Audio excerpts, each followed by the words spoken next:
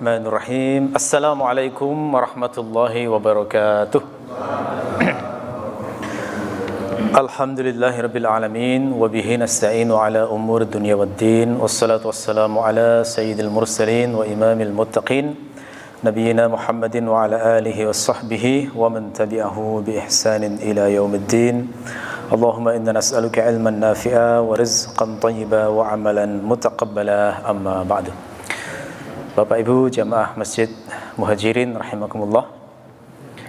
Alhamdulillah kita oleh Allah diizinkan bertemu kembali di sini di Masjid Muhajirin ini dalam keadaan sehat walafiat.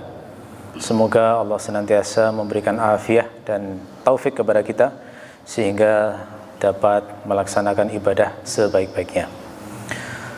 Bapak-Ibu sekalian rahimakumullah, di malam hari ini saya mengajak bersama-sama untuk ngaji dengan tema memahami makna bacaan sholat. Jadi ini adalah ngaji yang levelnya di atas ngaji fikih.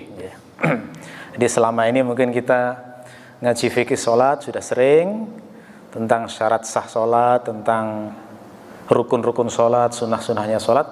Nah sekarang kita tingkatkan lagi dengan ngaji maknanya. Yang kita ucapkan selama ini itu sebenarnya maknanya apa, sehingga harapannya nanti sholat kita bisa lebih khusyuk lagi. Orang beriman ini kalau sholat kan harapannya paling tidak akan mendekati sholatnya nabi-nabi gitu ya. Kalau bisa sih sholat kita itu seperti sholatnya nabi-nabi. Kalau nggak bisa minimal mendekati. Nah, untuk bisa mencapai itu tentu saja syarat mutlaknya adalah ngerti yang dibaca itu apa, ngerti dengan ilmu, dengan pemahaman yang benar didasarkan pada dalil baik dalam Al-Quran maupun As-Sunnah begitu. Nah paling tidak ada 3 dalil utama yang bisa menjadi pendorong kita untuk mengkaji makna dari sholat ini. Apa itu? Yang pertama adalah ayat dalam surat An-Nisa ayat 43. Allah berfirman, Ya ayyuhallazina amanu la taqrabus salata wa antum sukara hatta ta'lamu ma taqulun. Wahai orang-orang yang beriman, janganlah kalian mendekati sholat sementara kalian dalam keadaan mabuk hingga kalian mengetahui apa yang kalian ucapkan. Jadi di surat An-Nisa ini Allah melarang kaum muslimin mendekati tempat sholat untuk sholat tentu saja jika dalam kondisi mabuk.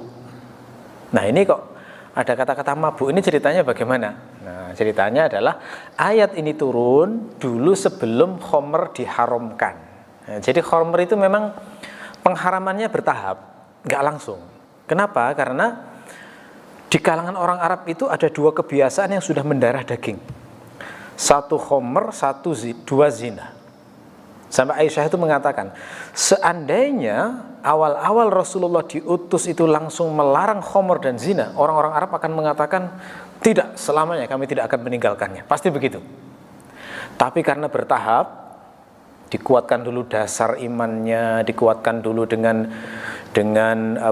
konsep hidup zuhud, dengan banyak berbagai macam ujian.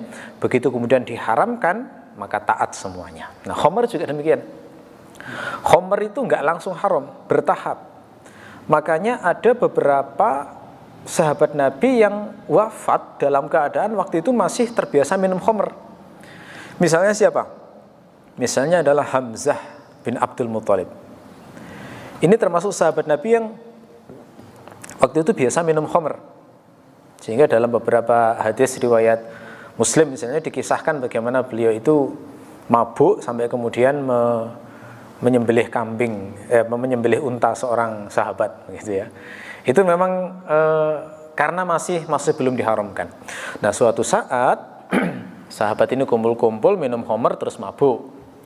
Ketika mabuk tiba waktu sholat maghrib waktu itu. Yang ngimami Ali bin Abi Thalib. Ketika ngimami, lalu kemudian membaca surah Al-Kafirun. Nah, Al-Kafirun itu kan ayatnya mirip-mirip nih. La a'budu ma ta'budun wala antum a'biduna ma a'bud wala ana a'bidum ma abattum. Itu kan mirip-mirip ya. Lalu Ali membaca surat itu keliru, akhirnya membaca lafadz yang fatal maknanya. Jadi maknanya adalah sampai bermakna aku menyembah apa yang kalian sembah wahai orang-orang musyrik. Nah, itu kan fatal banget ya. Lalu akhirnya setelah itu turunlah ayat ini, la ya ayyuhalladzina amanu la taqrabus sholata wa antum sukara. Kalau pas mabuk jangan mendekati tempat sholat. Jadi memberi kesan berarti mabuk belum diharamkan. Nah, akhirnya setelah ayat ini para sahabat itu mabuknya milihnya adalah setelah subuh dan setelah isya. Jadi waktunya yang panjang gitu ya. Setelah subuh dan setelah isya. Masih belum haram waktu itu. Nah, begitu sudah diharamkan ya sudah, nggak ada lagi yang mabuk sama sekali. Begitu. Nah, kemudian dijelaskan mengapa kok nggak boleh mendekati sholat dalam keadaan mabuk, hatta ta'lamu ma taqulun, sampai kalian mengerti apa yang kalian ucapkan. Artinya berarti Allah itu pengen kalau kita sholat ngertilah yang diucapkan itu. Karena kalau orang mabuk kan nggak sadar ya ngomong seperti apa. Nah, ini seharusnya menjadi pendorong yang kuat bahwa dalam surah An-Nisa ini Allah ingin kita itu kalau sholat ya dipahamilah maknanya sedetail-detailnya, sehingga dengan begitu nanti meningkatlah kualitas sholat kita. Kemudian pendorong yang kedua yang cukup penting bagi kita adalah surah Al-Mu'minun ayat 1-2. Allah berfirman, qad aflahal mu'minun alladzina hum fi salatihim khashi'un. Sungguh telah beruntung orang-orang yang beriman itu, yakni mereka orang-orang yang khusyuk dalam sholatnya. Jadi Allah di sini ini memuji orang-orang mukmin. Orang mukmin itu terjemahannya orang yang beriman. Bagaimana sifat-sifat mereka? Salah satunya adalah mereka itu khusyuk dalam sholatnya. Nah, di sini Allah memberikan lafadz yang menjadi pembatas terkait dengan sholat yang dilakukan orang mukmin itu. Allah tidak mengatakan alladzina hum yushollun misalnya, yakni orang-orang yang sholat. Allah tidak hanya mengatakan orang mukmin itu mereka yang melakukan sholat, enggak, tetapi alladzina hum fi sholatihim khasyi'un, berarti ciri utamanya khusyuk dalam sholatnya. Nah, bagaimana bisa khusyuk kalau tidak mengerti maknanya? Makanya mengaji tentang makna sholat itu penting, karena diantaranya ini akan sangat membantu kita supaya bisa lebih khusyuk dalam sholat. Pendorong yang ketiga, yang ini yang paling menakutkan menurut saya, adalah hadis yang mengatakan bahwa seorang hamba itu kadang itu ketika sholat maka tidak dicatat pahala sholatnya kecuali hanya setengahnya, sepertiganya, seperempatnya, seperlimanya, seperenamnya, sepertujuh, seperdelapan, sepersembilan sampai sepersepuluh. Jadi nggak semuanya diterima oleh Allah, tidak dicatat sebagai pahala. Nah, terus apa yang menentukan? Pertanyaan besar kita kan itu. Apa yang menentukan sehingga sebuah sholat itu diterima oleh Allah dan tidak? Nah, ini penafsiran dari seorang ulama yang bernama Sufyan Ats-Tsauri. Beliau mengatakan bahwa sholat itu yang dicatat adalah ma yuktabu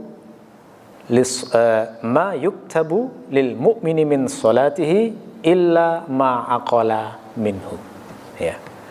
Tidaklah dicatat dari seorang mukmin itu sholatnya kecuali yang dia mengerti dari sholatnya tersebut. Wah, ini salah satu tafsir yang bagi saya cukup membuat deg-degan ini ya.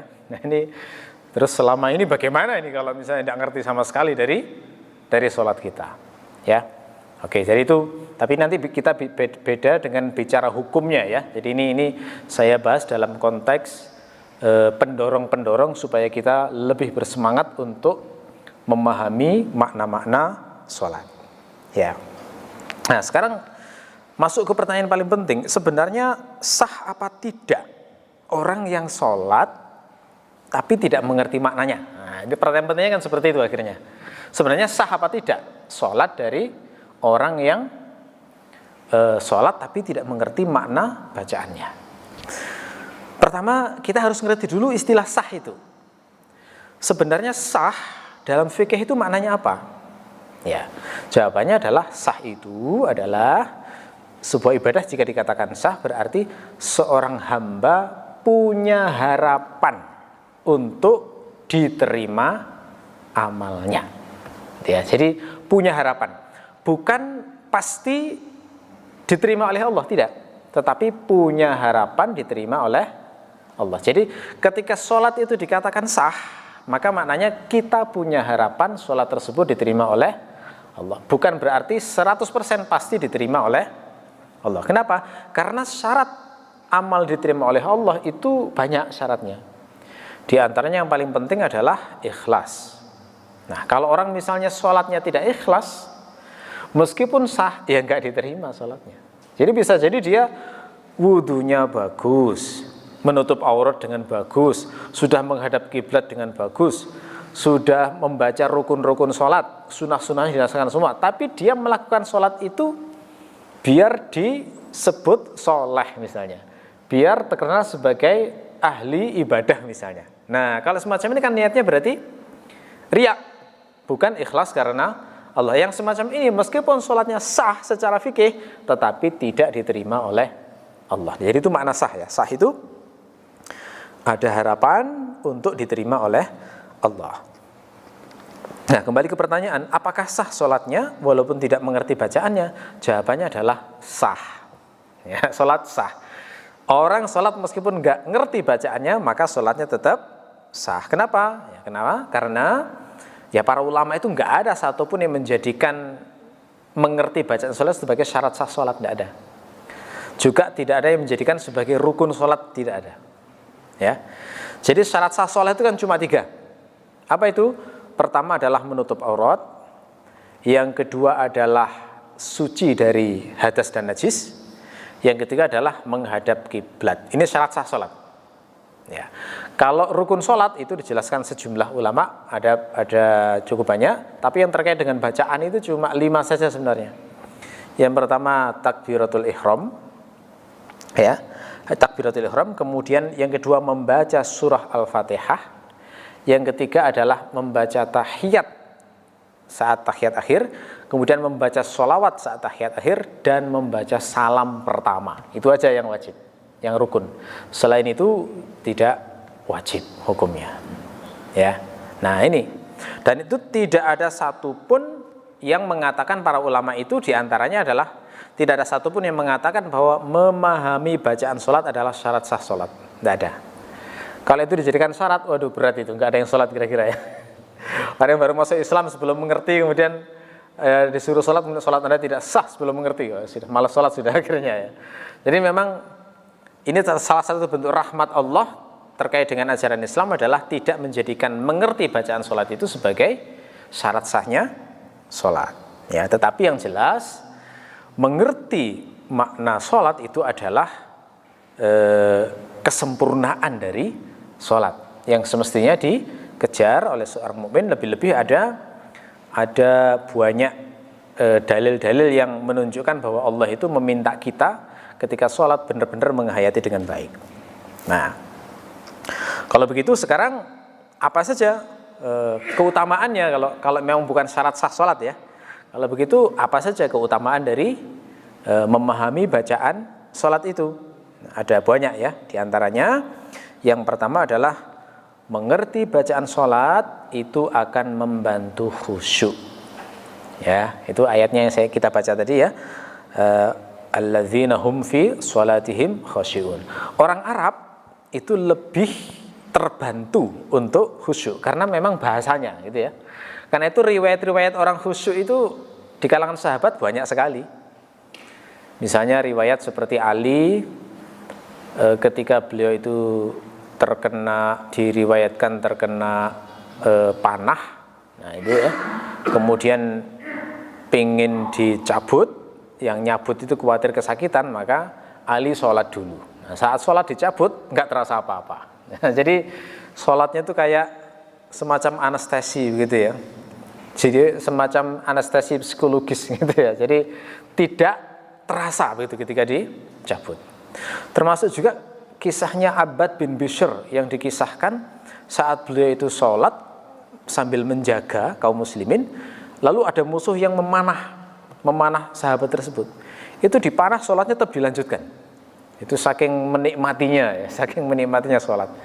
Ini contoh bagaimana kehidupan di masa lalu ketika orang-orang soleh di kalangan sahabat, ketika sholat dengan khusyuk itu tidak mungkin kalau tidak menikmati dan menghayati makna dari sholat tersebut. Oke. Kemudian keutamaan berikutnya adalah orang yang mengerti bacaan sholat tentu saja pahalanya jauh lebih besar daripada orang yang sholat tidak mengerti bacaannya. Nah, ini oleh para ulama dibahas secara khusus dalam topik hukum berzikir tapi tidak mengerti maknanya. Nah, itu ada bahasan khusus tentang itu ya. Kan kadang-kadang kita itu kan hafal banyak zikir ya. Kita hafal Allahu Akbar, Subhanallah, Alhamdulillah, La ilaha illallah, La hawla wa la quwwata illa billah, gitu ya. La ilaha illallah wahdahu la syarika lah, lahul mulku wa lahul hamdu yuhyi wa yumitu wa huwa ala kulli syai'in qadir. Kadang ditambah lahul mulku wa lahul hamdu yuhyi wa yumit biyadihil khair wa huwa ala kulli syai'in qadir. Kadang ditambah la ilaha illallah wahdahu la syarika lah, anjaza wa'dah wa nasra 'abdah wa hazamal ahzaba wahdah. Ya, kadang ditambah la ilaha illallah wa la na'budu illa iyyah mukhlishina lahuddin walau karihal kafirun. Banyak zikir-zikir itu. Pertanyaannya, apakah paham betul itu yang diucapkan? Nah, kan tidak semua ya. Kan tidak semua itu. Kalau disebut la haula wa la quwwata illa billah, itu kan biasanya sering terjemahkan tidak ada daya maupun kekuatan kecuali dengan pertolongan Allah gitu ya. Nah, sekarang haula dan quwwata itu kenapa kok diterjemahkan seperti itu? Apa sebenarnya perbedaannya? Sama atau tidak? Gitu ya. Kalau sama-sama kekuatan, kenapa kok dibedakan dengan quwwah dengan haul misalnya? Apa perbedaannya?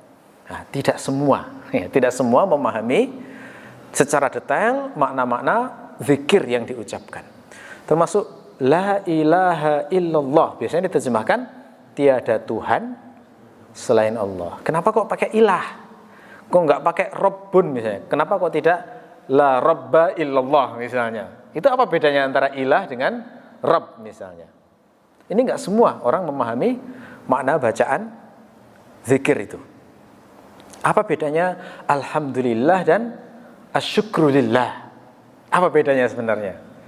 Kan mirip ya, satunya segala puji bagi Allah, syukur untuk Allah itu ya. Sebenarnya syukur dengan hamdun itu apa? Apa perbedaannya? Gitu ya.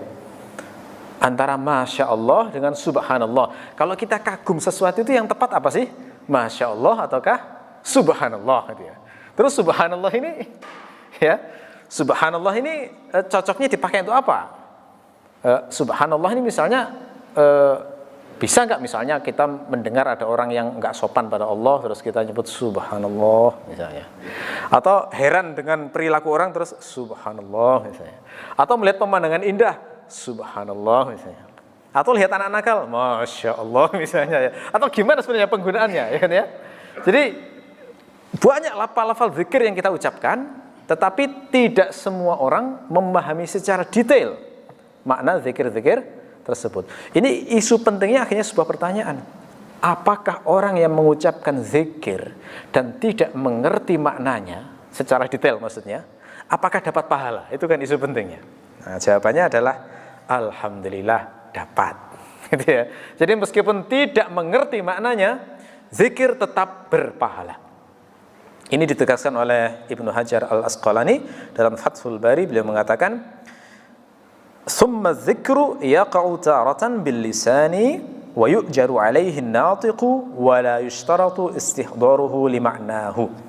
Zikir itu kadang-kadang dengan lisan dan orang yang mengucapkannya itu mendapatkan pahala dan tidak disyaratkan mengerti maknanya. Nah, ini kabar gembira ya. Kabar gembira bahwa zikir meskipun nggak ngerti dapat pahala. Ini ditegaskan juga oleh Asy-Syaukani dalam kitab Tuhfatuz Dzakirin. Nah, ini kitab bagus untuk menjelaskan syarah-syarah makna zikir ya. Beliau itu mengatakan, la raiba anna tadabbur adz-dzakir li ma'ani ma yadhkuru bihi akmal. Tidak ada keraguan bahwa orang yang berzikir jika mentadaburi makna-makna yang ia zikirkan, maka itu lebih sempurna. Karena dengan begitu berarti dia seakan-akan berbicara dengan Allah, seakan-akan bermunajat, membisiki Allah langsung. Ya. Akan tetapi meskipun orang yang memahami dan mentadaburi makna zikir itu pahalanya lebih sempurna, maka ini tidak menafikan dalil-dalil yang memberikan janji pahala zikir bagi orang yang melakukannya, karena janjinya sifatnya umum, kata Asy-Syaukani.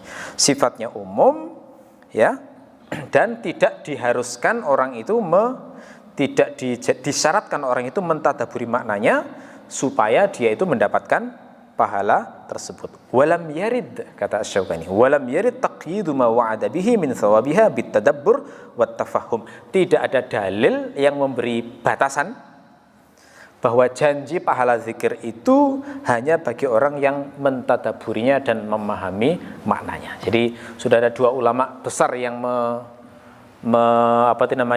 menegaskan bahwa zikir meskipun nggak ngerti maknanya tetap berpahala. Nah, tapi yang dimaksud dengan zikir hanya adalah lafaz-lafaz yang mengandung makna tasbih, tahmid dan tamjid, ya, mensucikan Allah, kemudian memuji Allah dan mengagungkan Allah. Jadi nggak boleh zikir-zikir yang diciptakan sendiri, maksudnya begitu. Memuji Allah dengan diciptakan sendiri, misalnya wahai sang akal pertama, oh nggak bisa itu. Ya, itu karangan-karangan seperti itu nggak boleh. Zikirnya harus dari Nabi saja, syaratnya begitu. Ya. Kenapa kok tetap berpahala? Karena penjelasan para ulama, karena zikir itu meskipun nggak ngerti maknanya tetap lebih baik daripada ghibah. Bener kan? Ya. Zikir tetap lebih baik daripada menggunjing orang gitu loh ya. Karena menggunjing kan dosa. Ya. Bahkan zikir itu tetap lebih baik daripada diam. Meskipun nggak ngerti maknanya, diam itu dibandingkan dengan zikir masih lebih baik zikir. Jadi kalau di masyarakat ada orang la ilaha illallah, nggak ngerti maknanya, biarin, nggak apa-apa. Gitu ya. Itu sudah lebih baik daripada menggunjing dan diam. Terus alasan lainnya adalah karena itu bentuk pembiasaan kata-kata baik. Jadi kalau orang dibiasakan kata-kata baik, nanti kalau diajari baik itu cepat nyambungnya. Beda dengan orang yang terbiasa kata-kata buruk. Nah itu dimulai dari ucapan itu nanti pengaruh ke pikiran, merasuk ke hati, gampang keseret hal-hal yang buruk. Nah, jadi itu alasannya ya. Alasannya mengapa orang yang berzikir meskipun tidak mengerti maknanya tetap berpahala. Lagi pula begini penjelasan para ulama. Zikir termasuk doa, termasuk tilawah Al-Quran itu jelas ibadah. Makanya meskipun tidak mengerti maknanya tetap berpahala. Jadi jenengan baca Quran tidak ngerti maknanya, ada pahalanya itu tetap. Membaca doa tidak ngerti maknanya tetap berpahala itu. Sama, semua zikir juga demikian. Meskipun nggak ngerti maknanya tetap berpahala. Jadi karena sudah jelas ibadah, maka tidak perlu niat secara khusus gitu loh penjelasannya. Ini beda dengan mandi.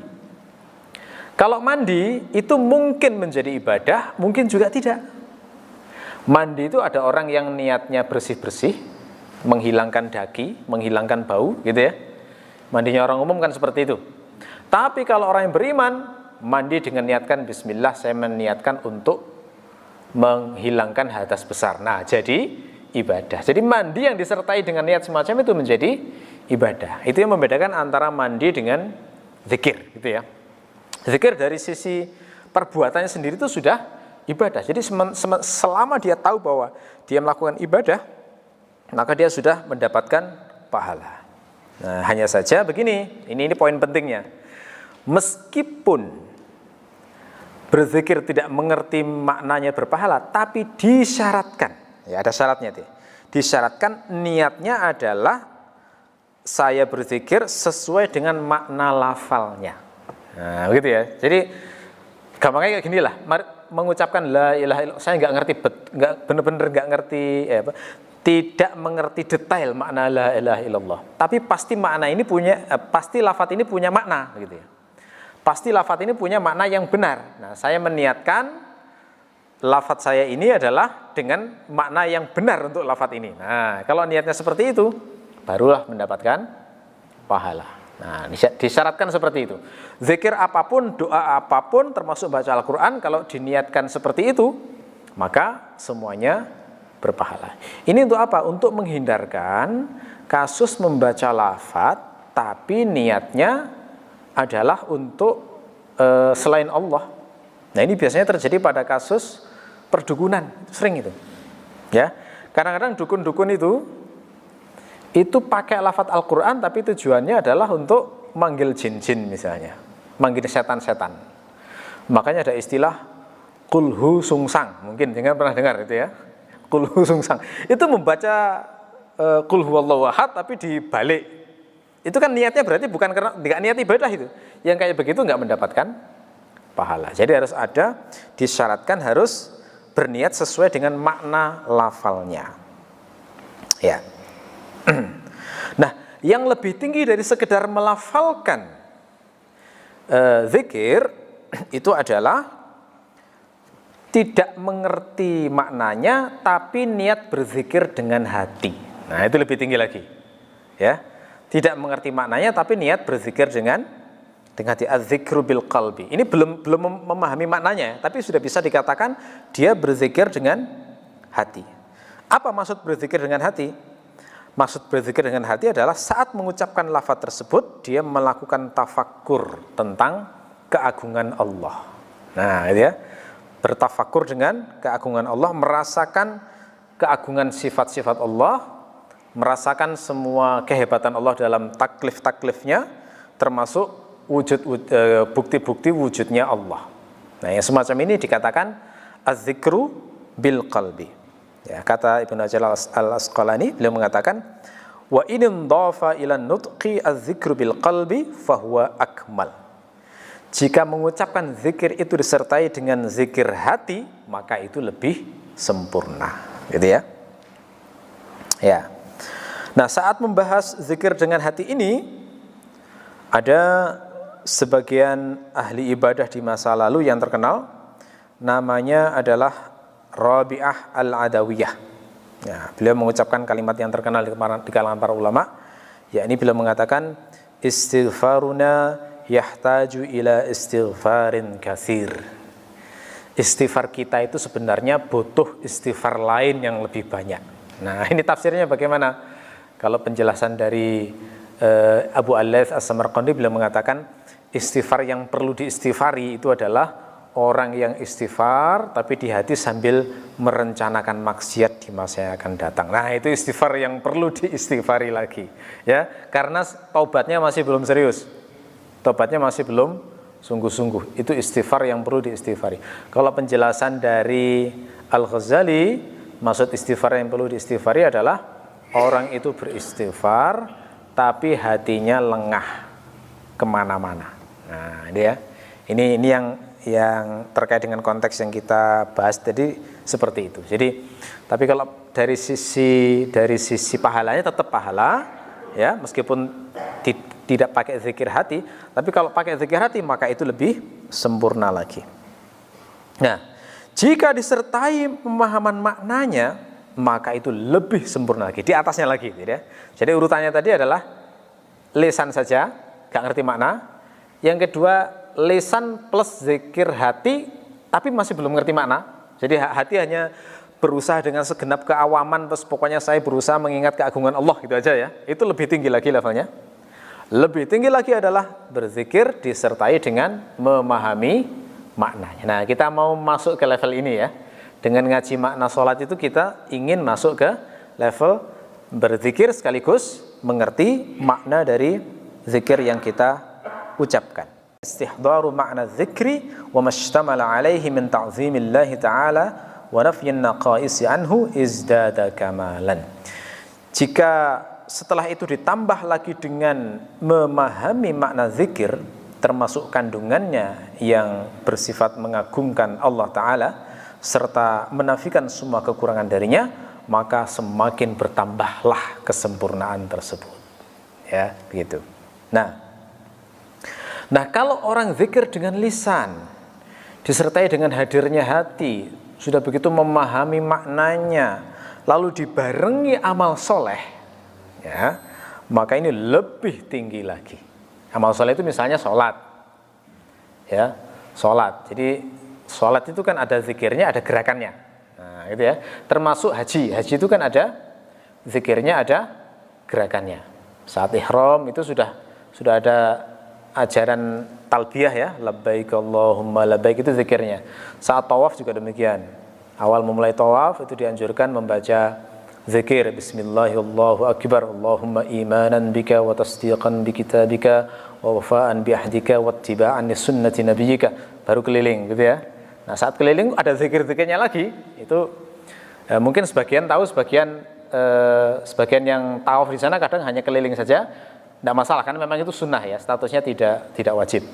Nah, itu kalau disertai gerakan semacam itu, maka lebih sempurna lagi, lebih tinggi levelnya dari yang tadi hanya zikir mengetahui maknanya saja, begitu ya. Nah, berzikir dengan sertai amal soleh, ya, itu bermakna berarti menggunakan tubuh secara totalitas untuk menaati Allah. Nah, zikir semacam inilah yang dinamakan az-zikru bil jawarih, zikir dengan anggota tubuh.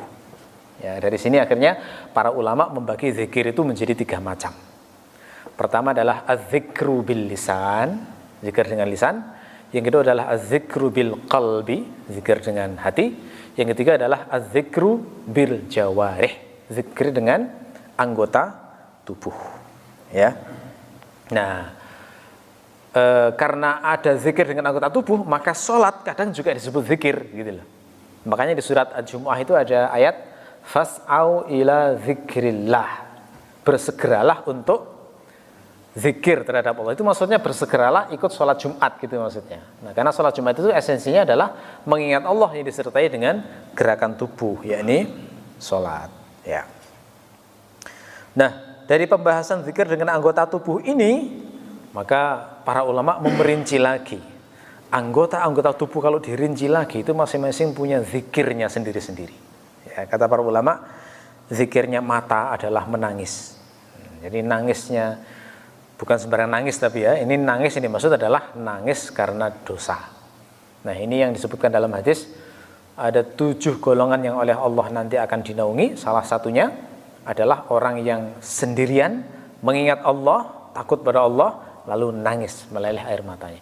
Itu berarti matanya telah berzikir. Zikirnya telinga adalah menyimak. Bahasa Arabnya isgha.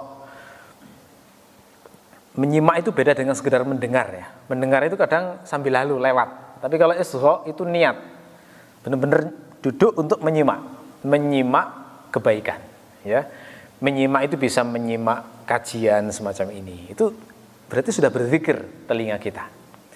Menyimak nasihat, menyimak bacaan Al-Quran, ya, menyimak pokoknya hal-hal yang baik, itu termasuk zikirnya telinga. Zikirnya lisan menyanjung Allah, ya, dengan berbagai macam sanjungan. Zikirnya tangan adalah memberi. Jadi sedekah itu termasuk zikir. Jadi kalau pas sedekah diniatkan bismillah, zikir dengan tangan saya, gitu ya. Kalau zikirnya seluruh badan, memenuhi janji. Nah, memenuhi janji ini juga agak gampang, ya. Meskipun hanya sekedar ketemu jam sekian, itu kadang tidak semua orang memenuhi sesuai dengan ucapannya, gitu ya. Zikirnya hati adalah dengan khauf dan roja, rasa takut dan harap terhadap Allah, ya. Zikirnya ruh adalah taslim dan ridho, menerima seluruh takdir-takdir dan ketentuan Allah, ya. Jadi itu. Jadi bisa kita simpulkan, ya, tadi level-levelnya zikir disertai dengan makna tadi, ya. Yang paling rendah adalah mengucapkan zikir tanpa mengerti maknanya. Di atasnya lagi itu adalah mengucapkan zikir, tidak mengerti maknanya, tapi menghadirkan hati, menghadirkan keagungan Allah. Di atasnya lagi adalah menggabung antara ucapan, hati, dan mengerti maknanya. Di atasnya lagi adalah menggabung itu semua, ditambah dengan melakukan gerakan untuk menaati Allah. Entah itu sholat, entah itu haji, entah itu umroh, entah itu jihad, pokoknya semuanya kena gerakan itu ya. Nah, lebih sempurna lagi jika semuanya itu dipenuhi dengan rasa ikhlas. Ini puncaknya sudah ya. Ikhlas murni, tidak ada motif apapun selain hanya ingin membuat Allah ridho. Ya, karena zikir pun ada yang niatnya adalah biar rezeki lancar loh ya. Itu masih ada tambahan-tambahan ya. Tambahan-tambahan motif selain ingin membuat Allah ridho. Ada yang zikir biar segera dapat jodoh. Nah, ada juga itu ya. Ada. Itu masih ada kecampuran-kecampuran keinginan itu. Nah, yang paling maksimal itu adalah ketika murni full semuanya untuk Allah. Itu adalah bentuk zikir yang paling baik. Ya. Baik. Pas waktu Isya ya. Kita akhiri, mudah-mudahan bermanfaat. Subhanakallahumma bihamdika asyhadu an la ilaha illa anta astaghfiruka wa atubu ilaik. Assalamualaikum warahmatullahi wabarakatuh.